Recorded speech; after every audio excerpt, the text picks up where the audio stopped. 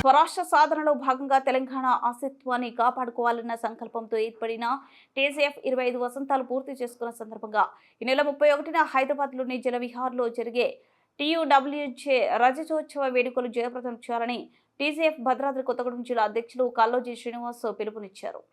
వేడుకలకు సంబంధించిన పోస్టర్ను బుధవారం కొత్తగూడెం క్లబ్లో యూనియన్ జిల్లా బాధ్యతలతో కలిసి ఆవిష్కరించారు. అనంతరం కల్లోజీ మాట్లాడుతూ జిల్లాలో ఉన్న జర్నలిస్టు మిత్రులు టీజీఎఫ్ రజతోత్సవ సభకు అధిక సంఖ్యలో హాజరై విజయవంతం చేయాలని కోరారు.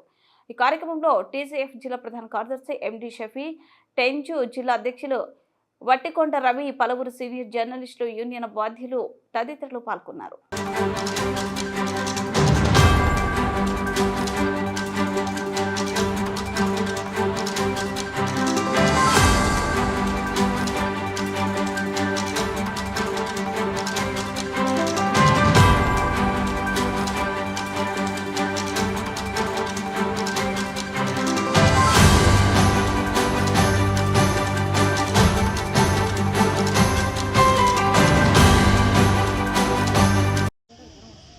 అల్లా నారాయణ గారి నాయకత్వం, అల్లా నారాయణ గారి నాయకత్వం.